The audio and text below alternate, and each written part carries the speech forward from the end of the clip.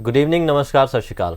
आप देख रहे हैं इनसाइट्स विद विशाल सूद। इस प्रोग्राम में हम चर्चा करते हैं देश दुनिया के तमाम ज़रूरी मुद्दों की, और हम जानते हैं कि ये मुद्दे, ये इश्यूज़ हमारी ज़िंदगी को कैसे प्रभावित करते हैं, हमारी ज़िंदगी से कैसे जुड़े हैं। तो आज भी इस इनसाइट्स के लिए हमारे साथ मौजूद हैं Vishal Sood ji. Welcome sir. Thank you Aman. Sir, अगर भारत की बात करें, हम आज़ादी हमें मिली थी 1947 में। अगर बात करें कि 100 साल बाद 2047 में हम भारत को कैसा देख सकते हैं? देखो, हम आज ये 2047 की डिस्कशन इसलिए कर रहे हैं क्योंकि अपने जो इस साल के 15 अगस्त पे लाल किले पे जो हमारे प्रधानमंत्री ऑनरेबल प्राइम मिनिस्टर ने जो भाषण दिया, नरेंद्र मोदी जी ने, उसमें उन्होंने भारत को एक विकसित देश बनाने की बात की अगले 25 सालों में जी। और जब हमारे नेता या कोई भी लोग हमें ऐसा आह्वान देते हैं तो हमारा पहला रिएक्शन होता है जोश में कि हम ये चीज़ अचीव करेंगे, और हम करना भी चाहते हैं, और हर देशवासी चाहता है कि उसका देश एक डेवलप्ड देश गिना जाए जी। पर इसको जब हम प्रैक्टिकली एनालाइज करते हैं, ये कितना आसान या कितना मुश्किल होगा जी। इसके लिए हमें क्या क्या करना होगा, ये चीज़ें जानना बड़ा ज़रूरी है। तो इस बार के भाषण में हमारे ऑनरेबल प्राइम मिनिस्टर ने हमें 5 प्रण लेने को बोला है जी। उसमें सबसे ऊपर है कि 2047 में भारत एक डेवलप्ड कंट्री बने। फिर बाकी के जो 4 प्रण हैं कि हम एक अपनी जो कॉलोनियल माइंडसेट है उसको छोड़ें जी। दूसरा, हर किसी में समानता और हम अपने आप को भारतीय माने जी। तीसरा, औरतों को इक्वल अपॉर्चुनिटी दी जाए जी। राइट। और चौथा प्रण था sense of duty towards our nation. आज हम एक राइट्स ओरिएंटेड सोसाइटी बनते जा रहे हैं और अपनी ड्यूटीज को भूलते जा रहे हैं। अब जो पहला प्रण है जी। वो बेसिकली 5वें नंबर पे आना चाहिए। जब हम ये पहले 4 प्रण अपने पूरे करेंगे, जब हम अपनी रूट्स के अंदर प्राइड फील करेंगे, जब हम अपने अंदर यूनिटी लेके आएंगे, हम सब अपने आप को भारतीय होने पे गर्व महसूस करेंगे, कॉलोनियल माइंडसेट को छोड़ेंगे, जब हम अपनी ड्यूटी पूरी करेंगे, सबको इक्वल राइट्स मिलेंगे, इक्वल अपॉर्चुनिटीज मिलेंगी। और उन्होंने औरतों के राइट्स के ऊपर स्पेशली काफी लंबे टाइम तक बोला, क्योंकि अनफॉर्चुनेटली जो वुमेन पार्टिसिपेशन है हमारी लेबर फोर्स में कंपेयर टू अदर कंट्रीज कम होती जा रही है, बल्कि पिछले कुछ टाइम में कम हुई है। ये क्यों हुई है, ये जानना जरूरी है। और वुमेन को इक्वल अपॉर्चुनिटी देना भी हमारे सिस्टम में एक बहुत क्रिटिकल पार्ट होगा कि अगर 2047 तक हमने डेवलप्ड कंट्री बनना है।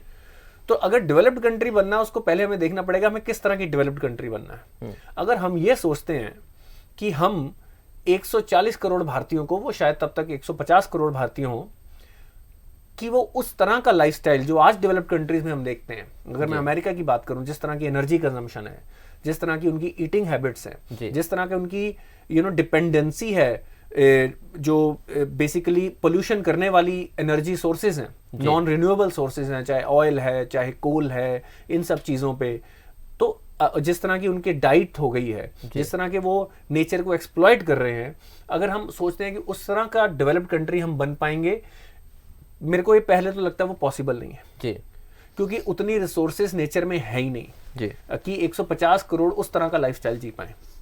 और दूसरा, मेरे को लगता है कि हमें वो करना भी नहीं चाहिए क्योंकि वो पूरे विश्व के लिए घातक होगा, और हमें वो करना भी नहीं चाहिए क्योंकि वो सस्टेनेबल है ही नहीं। आज पूरी दुनिया जाग चुकी है कि जो वेस्टर्न वे ऑफ डेवलपमेंट था, right, that was not sustainable. उसने पिछले 200-300 सालों में ही पूरी दुनिया को एक क्लाइमेटिक चैलेंज, मैं कहता हूँ पूरी ह्यूमैनिटी को खतरे में डाल दिया। दुनिया, अगर मैं ना भी मानूं, क्योंकि दुनिया तो इंसानों के पहले भी थी और इंसानों के बाद भी चलती रहेगी। तो अगर इसी तरह से हम नेचर को एक्सप्लॉइट करते रहे तो नेचर के अंदर एक फोर्स ऑफ बैलेंस होती है। So nature will take what it's right. Nature अपने, आज हम देख रहे हैं कि किस तरह की फ्लडिंग हो रही है, राइट, किस तरह की जंगलों में आग लग रही है। सो नेचर अपने आप को रिक्लेम करना शुरू कर देगा और एक्सेलरेटेड पेस पे करेगा। उसके लिए चाहे मानवता को उसे खत्म करना पड़े या बिल्कुल खत्म होने की कगार पे लाना पड़े जी, तो उस तरह की डेवलपमेंट हमें चाहिए ही नहीं। तो जो प्रधानमंत्री मोदी ने जो बोला है कि भाई हमारी रूट्स हैं, हमें उसको पहचानना पड़ेगा, उसमें एक सस्टेनेबल डेवलपमेंट का रास्ता ऑलरेडी है। जो हमारी इंडिक वैल्यूज हैं, जो हमारी हजारों साल पुरानी सभ्यता है, उससे सीखने की जरूरत है, जहां पे हम नेचर की भी रिस्पेक्ट करते हैं। अब अगर मैं करंट डेवलप्ड कंट्री से जब हम अपना कंपैरिजन करेंगे, लेट्स से हम कंपैरिजन करते हैं पहले इकोनॉमिक सेंस से।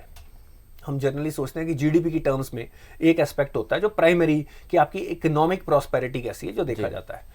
आज भारत की जो पर कैपिटा जीडीपी है वो रफली $2200 के करीब है नॉमिनल टर्म्स में। परचेजिंग पावर पैरिटी, मतलब कि अपने देश के खरीदने की क्षमता के हिसाब से समथिंग अराउंड $7700 के करीब है। अब आप इसको कंपेयर करो अमेरिका से, तो जिनकी पर कैपिटा जीडीपी $17000 है जी, राइट। तो ये एक इंडिकेटर हो सकता है। तो यहाँ पे पहुंचने के लिए हमें हर साल किस तरह की ग्रोथ चाहिए जी, अगर हम ये देखते हैं, तो अगर हमें $17000 तक पहुंचना है तो हमें हर साल 15% अपनी जीडीपी की इनकम बढ़ानी पड़ेगी अपने लोगों की। और उसका क्या है आइडिया, क्या है उसका कि कैसे बढ़ेगी? देखो बढ़ेगी कैसे, सबसे पहले तो है कि क्या ये पॉसिबल है, जी। किस डायरेक्शन में होगा जी, बढ़ने के लिए। देखो आप जो आपकी इकोनॉमी है उसका स्ट्रक्चर रीस्ट्रक्चर करना पड़ता है। अगर आप जो डेवलप्ड इकोनॉमी होती है उसमें ज़्यादा लोग सर्विस इंडस्ट्री में, नॉलेज इंडस्ट्री में, रिसर्च एंड डेवलपमेंट में प्रोडक्टिविटी बढ़ानी पड़ती है हर एरिया पे, चाहे मैं एग्रीकल्चर से लेके चाहे किसी भी इंडस्ट्री में देखा जाए। इनोवेशन और प्रोडक्टिविटी तरीका होता है जब हम अपनी इनकम और ग्रोथ को बढ़ाते हैं। तो ये तरीके हैं, इसके ऊपर हमें इनोवेशन पे फोकस करने की जरूरत है, हर चीज को इनोवेट करने की जरूरत है। अगर मैं फार्मर कम्युनिटी की बात करूं, प्रोडक्टिविटी नॉर्म्स में हम एक बार पहले भी डिस्कस कर चुके हैं, काफी पीछे हैं। अगर मैं चाइना से कंपेयर करूं तो हमारी जो कल्टीवेशन है पर एकड़ एटलीस्ट 2.5 टाइम उनसे कम है। अगर मैं अमेरिका से कंपेयर करूं उनसे भी हम काफ़ी पीछे हैं। तो सबसे पहले तो हमें अपनी प्रोडक्टिविटी बढ़ानी है। अब जब प्रोडक्टिविटी बढ़ानी है तो हमें ये सोच के बढ़ानी है कि ये टॉक्सिक तरीके से ना हो।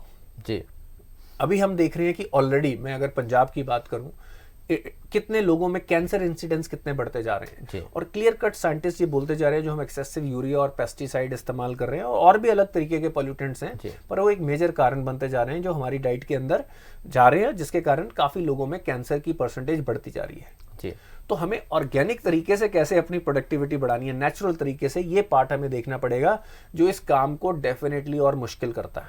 बिल्कुल राइट सर, जब भी हम इकॉनमी की बात करते हैं तो इंडस्ट्री की भी बात साथ ही होती है, क्योंकि इंडस्ट्री के साथ ही इकॉनमी बढ़ती है।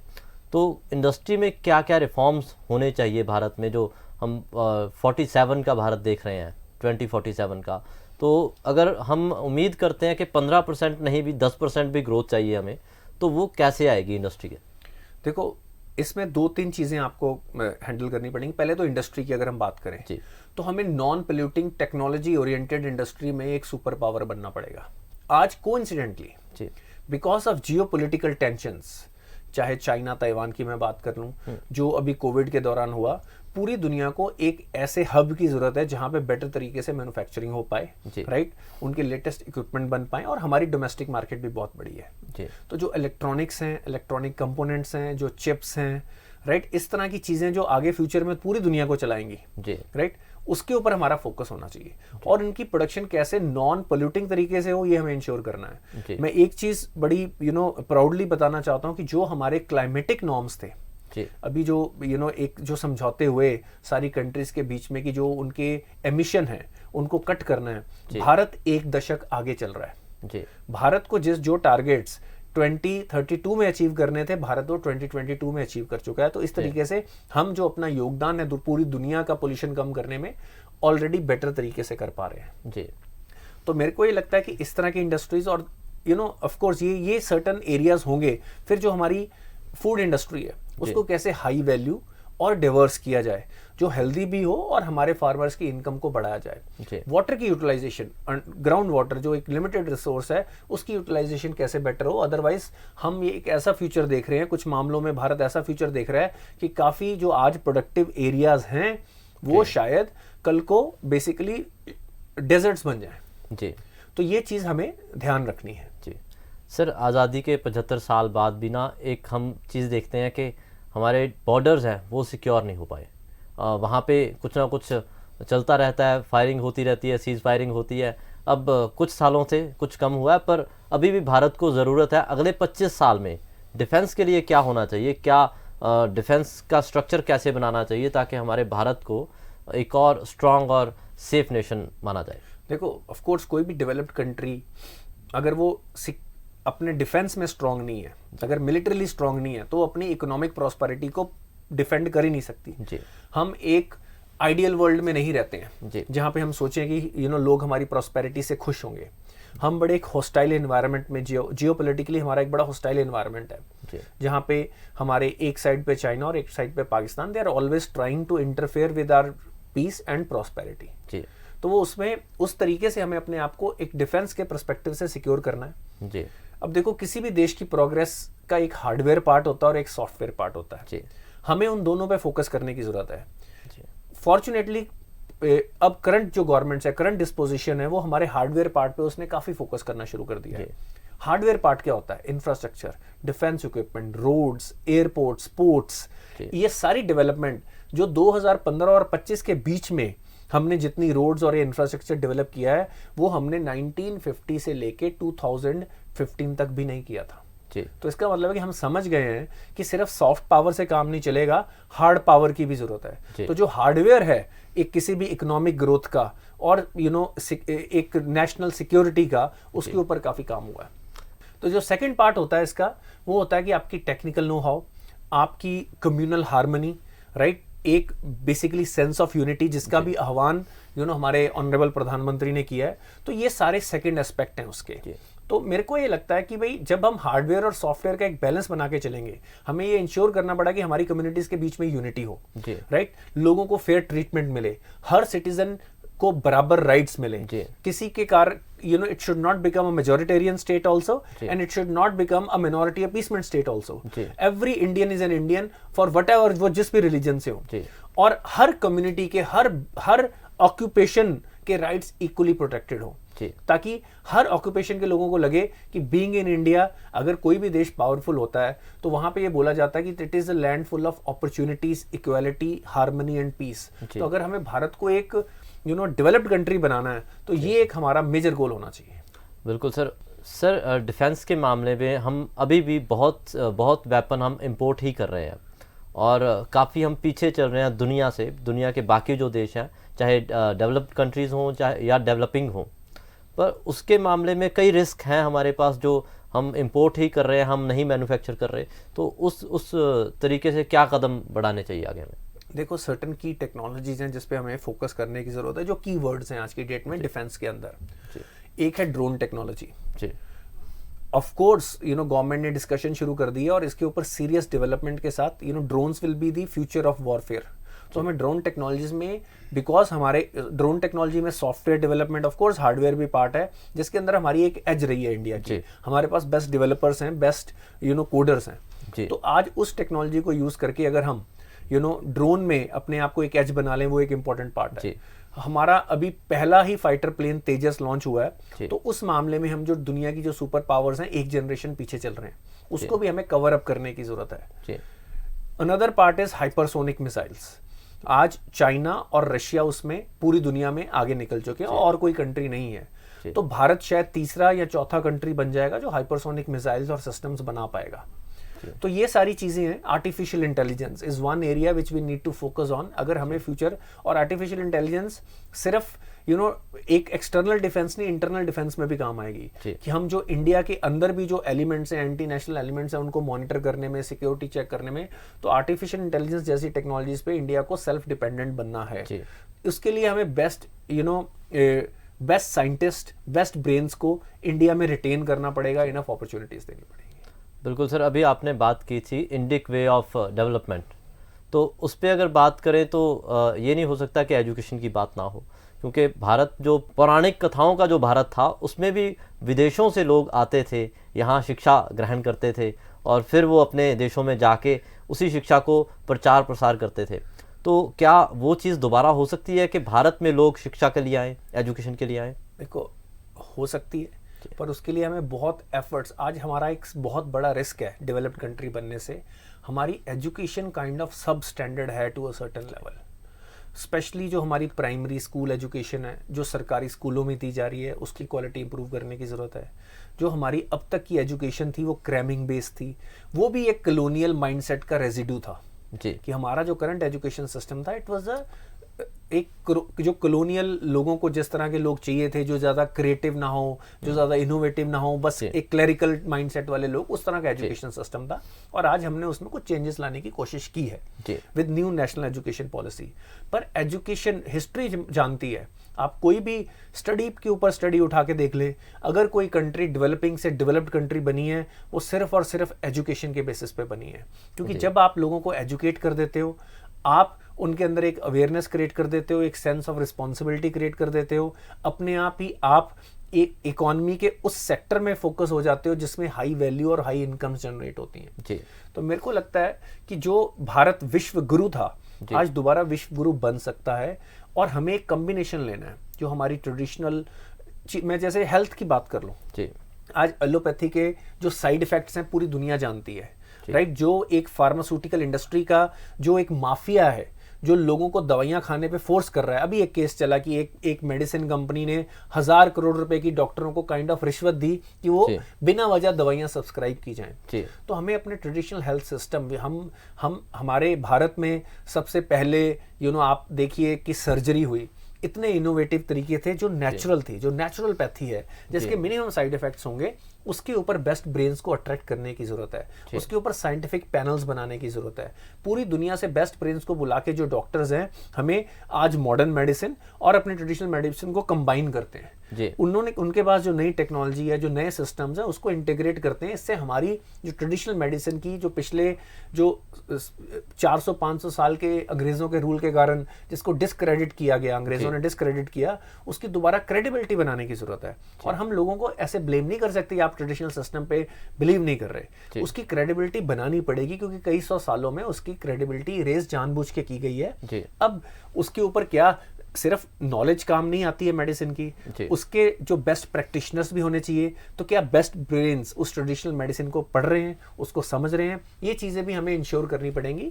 उसके अलावा मॉडर्न साइंस और टेक्नोलॉजी, देखो इंडिक वे ये कभी भी नहीं है कि हम दूसरी नॉलेज को तिरस्कार करते हैं। हमें जो भी वेस्टर्न नॉलेज भी है, जो पॉजिटिव है, जो साइंटिफिक और मीनिंगफुल है, जिससे पूरी दुनिया का भला होता है, उसको भी अपनाना है और इंटीग्रेट करना है। यही इंडिक वैल्यू है कि जो भी बेस्ट है उसको लो और जो भी नेगेटिव है उसको छोड़ो। और जो एक इंडिक वैल्यू का सबसे इंपॉर्टेंट पार्ट है कि जो हमने, देखिए आप किसी भी डेवलप्ड कंट्री की हिस्ट्री देख लीजिए, मॉडर्न डेवलप्ड कंट्री की मैं बात कर रहा हूँ, आज से 5000 पहले इंडिया डेवलप्ड कंट्री था, पर वो एक अलग तरीके का डेवलप्ड कंट्री था, आज उसी तरीके का हमें बनना है। तो मैं कहना क्या चाह रहा हूँ कि आप अगर बात करें ब्रिटेन की, फ्रांस की, जो यूरोपियन कंट्रीज, जो डेवलप्ड कंट्रीज में आती हैं, वो उन्होंने पूरी दुनिया को कॉलोनाइज किया, वहां के लोगों की नेचुरल रिसोर्सेज की पूरी तरह से एक्सप्लॉयटेशन की, वहां के कल्चर्स को डिस्ट्रॉय किया और अपने आप को सुपीरियर कल्चर बताया, और इस तरह से उन्होंने उसके ऊपर रूल किया। फिर मैं अगर बात करूं अमेरिका की, रशिया की, उन्होंने भी पूरी दुनिया को, उन्होंने कॉलोनियलिज्म की जगह इंपीरियलिज्म की, वहां की गवर्नमेंट्स को करप्ट किया, वहां के नेचुरल रिसोर्सेज को एक्सप्लॉइट किया, वहां पे अटैक किए और अपने वेपन्स और अपनी टेक्नोलॉजी के थ्रू सब अलग अलग देशों का बेनिफिट लिया। अब हम बात करते हैं चाइना की, जो इस वक्त दूसरी सबसे बड़ी इकोनॉमी बात है। वो भी एक्सप्लॉयटेशन बेस्ड डेवलपमेंट थी। उन्होंने क्या किया, उन्होंने अपने ही लोगों को एक्सप्लॉइट किया।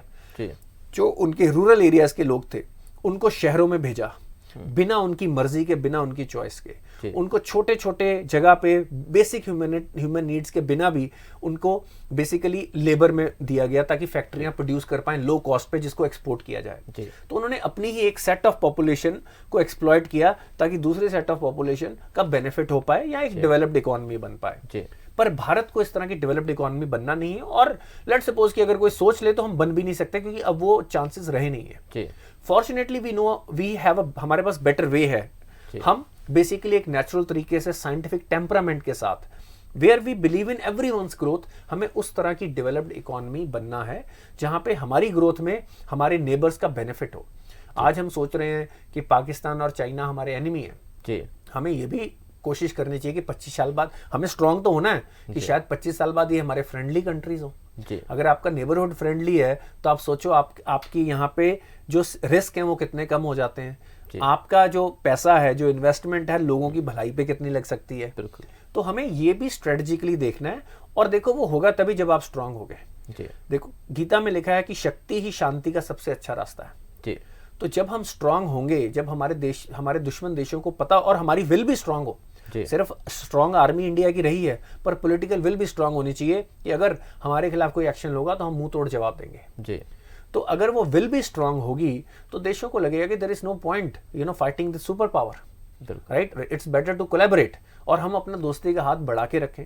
अभी इंडिया ने जैसे कुछ साउथ ईस्ट एशियन कंट्रीज के साथ अपनी सैटेलाइट नॉलेज शेयर करनी शुरू की है, कि जैसे हमें जब जीपीएस की जरूरत थी तो अमेरिका ने हमें नहीं प्रोवाइड किया कारगिल के टाइम पे, आज इंडिया के पास अपना जीपीएस सिस्टम है और इंडिया ये प्रोवाइड कर रहा है अपने नेबरिंग कंट्रीज को कि वो अपने वहां पे डेवलपमेंट बेटर तरीके से कर पाए। तो इस तरह की हमें मिसाल, जो अपनी वो कहते हैं हार्ड पावर और सॉफ्ट पावर दोनों को यूज करके, हमारे पास इनफ, आज इंडिया तीसरे वॉरशिप बनाने की तरफ जा रहा है ताकि वो अपने जो नेवल पैसेजेस हैं, जो उनके ट्रेड रूट्स हैं, उनको अच्छे तरीके से प्रोटेक्ट कर पाए। तो ये एक कॉम्बिनेशन है सॉफ्ट पावर और हार्ड पावर का। सर, हमने 75 साल में भारत में ये देखा है कि कई स्टेट्स, कई राज्यों के लोग, नॉर्थ ईस्ट की बात कर लें या साउथ के कई स्टेट्स की बात कर लें या नॉर्थ के कश्मीर पंजाब की बात कर लें, पिछले कई दशकों में हमने ये देखा कि कम्युनल हार्मनी है जो वो बनी नहीं रह पाई। तो ये जो सपना देख रहे हैं हम 25 साल का, आने वाले 25 साल में, तो वो क्या भारत तब तक ऐसा कम्युनल हार्मनी का भारत रह सकेगा? देखो, इसमें कोई शक नहीं है कि आपने जो इश्यूज, जो पॉइंट्स बोले हैं वो रेज होते रहे हैं जी। पर मैं अगर आपसे एक बात, अगर आपकी उम्र कम है और आज से अगर मैं 20-25 साल पहले की बात करूं और अगर मैं आज की बात करूं, और आप इन सारे एरियाज को आप देख लीजिए, जो भी आपने 4 एरियाज मेंशन किए हैं, आज ये इंडिया से ज्यादा इंटीग्रेटेड और एक दूसरे से ज्यादा इंटीग्रेटेड है। आज हम कल्चरली ज्यादा एक वन इंडिया वाले मोड में आ गए हैं। हालांकि डिबेट्स और पॉलिटिक्स सोशल मीडिया के कारण ज्यादा हाईलाइट होती है, पर आज हम एक दूसरे से बेटर तरीके से जुड़े हैं। आज कल्चरली अगर आप दिल्ली से बैंगलोर शिफ्ट होते हैं या चंडीगढ़ से बैंगलोर शिफ्ट होते हैं तो आप बड़ा इजीली प्लग एंड प्ले कर सकते हैं। एक कॉमन सा लिंक बन गया हमारे अंदर, हमारी कनेक्टिविटी भी बढ़ी है।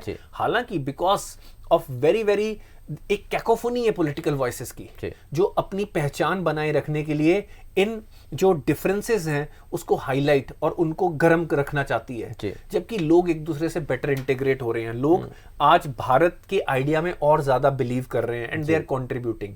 पर इसमें कोई शक नहीं है, एक स्मॉल माइनॉरिटी जो बहुत ही वोकल है, जो बार बार हमारे डिफरेंसेस, वो आप चाहे Punjab, Kashmir, north east, south की बात कर लें, उसमें एक बड़ी स्मॉल माइनॉरिटी है पर वो बोलती बहुत ज्यादा है, राइट। वो सोशल मीडिया पे बहुत ही अग्रेसिव है। उसके कारण और कुछ एक आउटसाइड एक एजेंसीज हैं ऐसी, कुछ ऐसी आज मेरे को ये लगता है कि जो कुछ वेस्टर्न ऐसी पावर्स हैं या आउटसाइड इंडिया ऐसी पावर्स हैं, उनको आज बर्दाश्त नहीं हो रहा है कि इंडिया अपने तरीके से इंडिपेंडेंट सॉवरन तरीके से सोच रहा है। वो इंडिया की इस रिजॉल्व को डिस्क्रेडिट करना चाह रहे हैं। उसको डिस्क्रेडिट करने का उनको यही तरीका आ रहा है कि आज शायद मेजॉरिटिज्म है।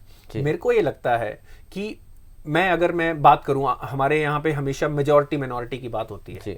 ये कॉन्सेप्ट भी एलियन है जो हमें दिया गया, जबकि हमारा इंडिक वैल्यू ये है कि हम सब भारतीय इस धरती से जुड़े हुए हैं और यही हमारी जगह है, और हमने तो हमेशा ही अलग अलग विचारों को यहाँ पे वेलकम किया है। बिल्कुल। तो मैं अगर एक बात, मैं सिंपल सी बात करता हूँ, मैं माइनॉरिटी की, मैं मुस्लिम कम्युनिटी की भी बात करता हूँ। आज अगर एक पार्टी अगर ये बोले कि भाई हम मुस्लिम लीग है, इंडियन मुस्लिम लीग है, उनको वोट नहीं देंगे। जब तक पीस, हार्मनी और टुगेदरनेस की बात नहीं होगी, भारतीय मुस्लिम भी उनको वोट नहीं देगा। वही एक स्मॉल मिनॉरिटी, कुछ उनके रिलीजियस और जो उनके बेसिकली एलीट हैं, वो उनका एडवांटेज ले रहे हैं, उनके अंदर एक इनसिक्योरिटी क्रिएट कर रहे हैं। पर मैं ये उम्मीद करता हूं, और अगेन गवर्नमेंट की रिस्पॉन्सिबिलिटी है, क्योंकि इस टाइम पे आपको एक स्टेट्समैन की तरह भी एक्ट करना पड़ेगा। You can't impose majoritism over people. हमें लोगों को पहले तो अपनी जो कॉमन रूट्स हैं, जो हमारी हजारों सालों की रूट्स हैं, उसके ऊपर ज्यादा फोकस करना पड़ेगा। हर किसी के जो एक बिलीफ है, देखो आप हमारे कॉन्स्टिट्यूशन में सेक्युलर वर्ड डाल दो या निकाल दो, हम उसके कारण सेक्युलर नहीं है। हमारा इंडिक वैल्यू सिस्टम ही सेक्युलर है। अगर मैं हिंदू धर्म की भी बात करूं, उसके अंदर कई हजार भगवान है, तो क्या एक भगवान वाला कहता है कि तुम दूसरे भगवान की पूजा नहीं कर सकते, राइट? तो इसका मतलब यह है कि हमारे लिए अगर वो किसी और, आज धर्म किसी और के भी धर्म के भगवान हो, हमारे लिए वो सब पूजनीय है। ये हमारा इंडिक कल्चर रहा है। जी। राइट, हम मल्टीपल गॉड्स, मल्टीपल गुरुज में हमारे यहाँ के सारे धर्म बिलीव करते आए जी। हैं। आप जैन धर्म की बात कर लो, आप बुद्धिज्म की बात कर लो, आप सिखिज्म की बात कर लो, हमें मल्टीपल पूजनीय लोग और लोग हो सकते हैं, विचारधाराएं हो सकती हैं, ये हमने ये एक्सेप्टेंस है, हमारे ये डीएनए के अंदर है, और हमें इसी को लेके आगे बढ़ना है। बिल्कुल। भारतीय संस्कृति की बात करें तो पुरातन भारत में भी भारतीय संस्कृति ही थी जो विश्व गुरु बनाया भारत को। अब आगे भी आने वाले समय में अगर 25 साल देखें तो 25 साल में विश्व गुरु बनने का जो सपना है उसमें आम नागरिक कैसे योगदान अपना दे सकता है? देखो, उसके अंदर जो भी भारतीय मूल के लोग हैं, चाहे वो इंडिया में हैं, चाहे वो अदर कंट्रीज में, राइट, सबसे पहले तो हमें हमारे अंदर एक सेंस ऑफ पर्पस आना चाहिए।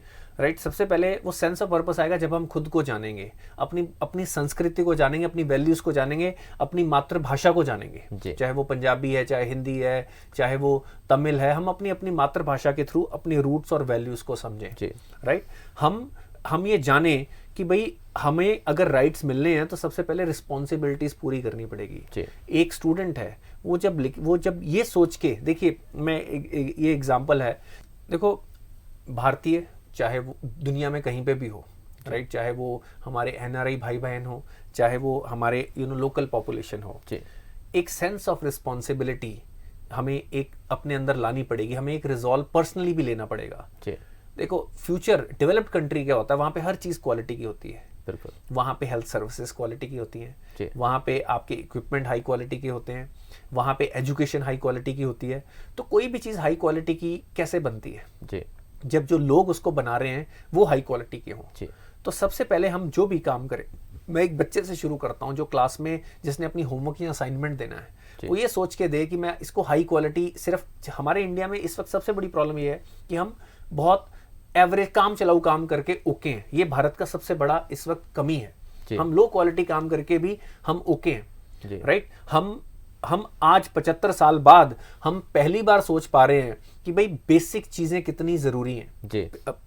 हम लो क्वालिटी काम करके हम we are okay with ourselves. ये नहीं होना चाहिए, मिनिमम नहीं होना चाहिए। मिनिमम नहीं, हमने क्वालिटी काम करना है। अगर हम बच्चा स्टूडेंट है, होमवर्क कर रहा है, असाइनमेंट कर रहा है, तो वो बेस्ट क्वालिटी का करे, सीरियसली करे। टीचर जब क्लासरूम में जाए तो वो बोले कि उसका रोल है डेवलप्ड कंट्री बनाने में, वो उस लेवल की तैयारी करके जाए। जब एक कारपेंटर एक टेबल बनाए तो इस क्वालिटी का बनाए कि भाई मैं अपने देश की तरफ कंट्रीब्यूट कर रहा हूँ। एक फैक्ट्री में वर्कर जब कार या नट या बोल्ट बना रहा है या ट्रैक्टर बना रहा है तो वो ये सोच के उसमें काम करे कि हमें बेस्ट। जब साइंटिस्ट लेटेस्ट रिसर्च करें, चाहे वो हेल्थ में करें, चाहे वो केमिकल्स में करें, चाहे वो बेसिकली डिफेंस रिसर्च में करें, तो ये सोचें कि हम एक नेशन बिल्ड कर रहे हैं। बिल्कुल। जब हम देखो, एक बंदा जो दीवार बना रहा होता है, अगर उसको ये लगे कि वो सिर्फ ईंट के ऊपर ईंट लगा रहा है तो उसकी जो सेंस ऑफ मोटिवेशन है बड़ी अलग होगी। पर अगर उसको लगे वो दीवार बना रहा है, एक स्ट्रक्चर्ड बिल्डिंग बना रहा है, उसकी सेंस ऑफ मोटिवेशन अलग होगी। पर जब उसको वो लगेगा कि मैं एक मंदिर बना रहा हूँ या गुरुद्वारा बना रहा हूँ, गुरु का घर बना रहा हूँ, तो उसकी मोटिवेशन बड़ी अलग हो जाएगी। उसके काम के अंदर क्वालिटी अपने आप चेंज हो जाएगी। तो मेरे को ये लगता है कि जब हम अपने काम के अंदर एक डीपर पर्पस देखेंगे कि हम अपने देश नेशन बिल्ड कर रहे हैं, तो मेरे को लगता है कि हम अपने आप ही 2047 का एक डेवलप्ड कंट्री बना पाएंगे। अगेन, कई बार लोग नंबर से इसको इम्प्रैक्टिकल बोलेंगे कि आपका जीडीपी उतना पहुंचने से, जीडीपी जरूरी नहीं है।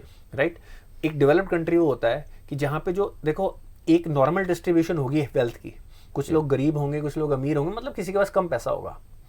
पर जो गरीब लोग भी हैं, उनके सिर के ऊपर छत हो, उनको हेल्दी खाना मिल रहा हो, उनकी सेहत अच्छी हो, राइट, वो और एक्सेस हो हेल्थ सिस्टम्स का, इससे कोई फर्क नहीं पड़ता कि भाई आपकी पर कैपिटा इनकम $2,000 है या $20,000 है या $2 लाख है।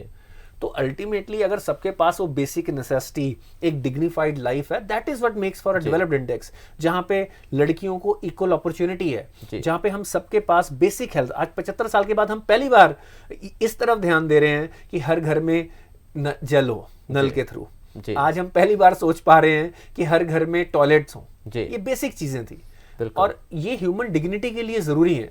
आज हम बेटर हेल्थ, बेटर रिसर्च, इन सब चीजों की तरफ जा रहे हैं, यही डेवलप्ड कंट्री बनाएगा। तो मेरे को ये लगता है कि हम सिर्फ डॉलर्स की टर्म से ना देखें, हम एक सिक्योर, प्रॉस्पेरस और आपस में भाईचारे से और सेंस ऑफ पर्पस के साथ जब रहेंगे तो हम खुश रहेंगे। बिल्कुल, इक्वालिटी वाला भारत होगा जो 2047 का भारत होगा, उम्मीद है यही कि भारत का जो नक्शा हम देख रहे हैं कि आने वाले 25 साल में हम उसे बना भी पाएँ, जो हमारे दिमाग में हम बना पा रहे हैं वो प्रैक्टिकली हमारे सामने हो। शुक्रिया सर इनसाइट्स के लिए।